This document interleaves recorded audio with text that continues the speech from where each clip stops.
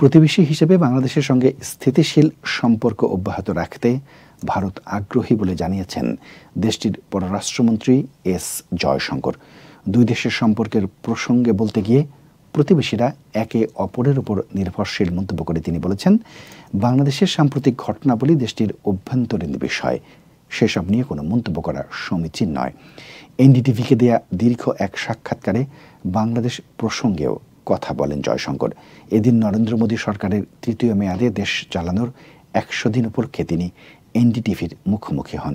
জয়শঙ্কর বলেন, প্রতিবেশী হিসেবে বাংলাদেশের সঙ্গে স্থিতিশীল সম্পর্ক বজায় রাখতে চান তারা।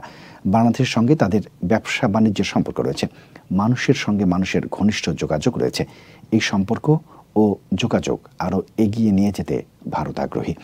বাংলাদেশে কিছুদিন ধরে যা ঘটেছে বা ঘটছে সেটি দেশটির অভ্যন্তরীণ বিষয় বলে মন্তব্য করে তিনি বলেন, এই বিষয়ে কথা বলা নিতান্তই অনভিপ্রেত। তারা সবসময় বিদ্যমান সরকারের সঙ্গে সম্পর্ক রক্ষা করে চলেন।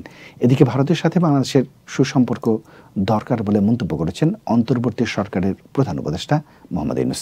তিনি বলেছেন, সেই সম্পর্ক হবে ন্যায্যতা এবং সমতার ভিত্তিতে।